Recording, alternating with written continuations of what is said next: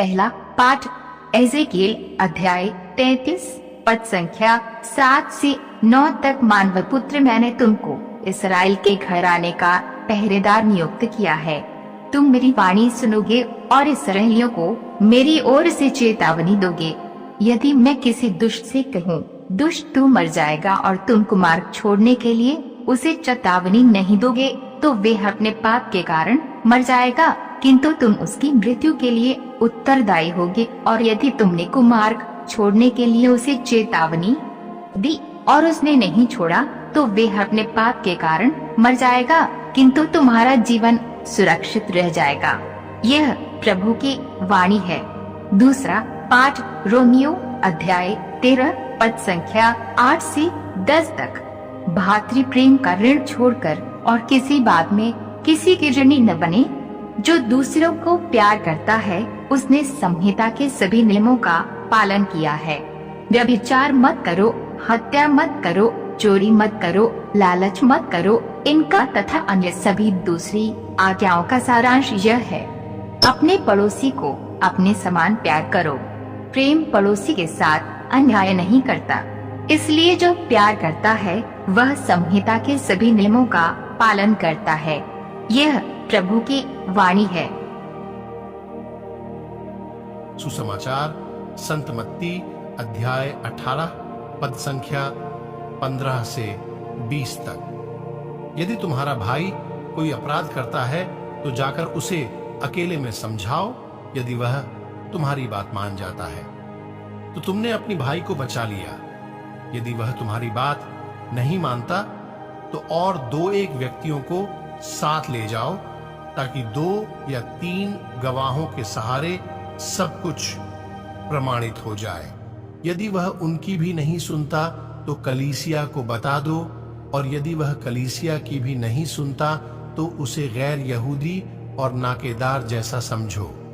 मैं तुमसे कहता हूं, तुम लोग पृथ्वी पर जिसका निषेध करोगे, स्वर्ग में भी उसका निषेध रहेगा, और पृथ्वी पर जिसकी अनुमति दोगे, स्वर्ग में भी उसकी अनुमति रहेगी। मैं तुमसे यह भी कहता हूं, यदि पृथ्वी पर तुम लोगों में 2 व्यक्ति एकमत होकर कुछ भी मांगेंगे, तो वह उन्हें मेरे स्वर्गिक पिता की ओर से निश्चय ही मिलेगा। क्योंकि जहां 2 या 3 मेरे नाम से इकट्ठे होते हैं, वहां मैं उनके बीच उपस्थित रहता हूं। यह प्रभु का पवित्र सुसमाचार है। मनन चिंतन। आज का सुसमाचार मेल मिलाप के लिए विभिन्न स्तरों के प्रयासों को नियोजित करने की आवश्यकता के बारे में हमें समझाता है। प्रभु ईश्वर पापी के प्रति दयालु हैं। हम पढ़ते हैं, प्रभु एक करुणामय तथा कृपालु ईश्वर है।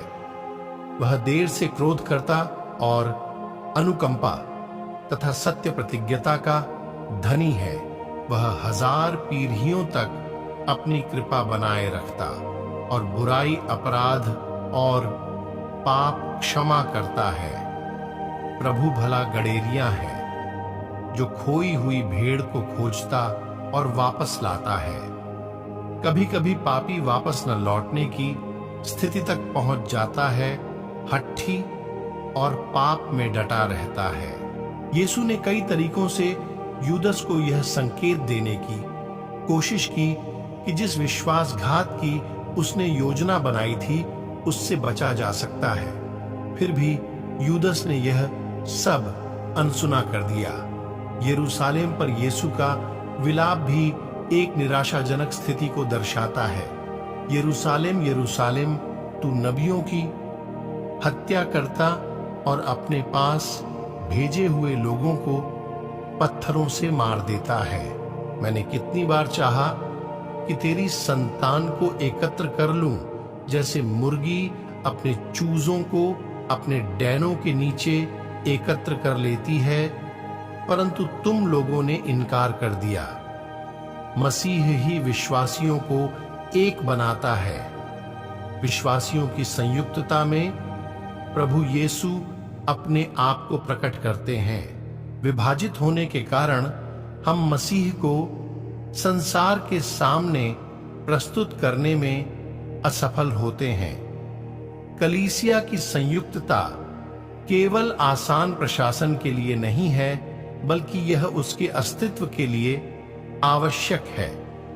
जब विश्वासियों के समुदाय में कोई संयुक्तता नहीं होती है, तो कलीसिया का अस्तित्व नहीं हो सकता है, क्योंकि ऐसे समूहों में उनके बीच मसीह नहीं रहता है।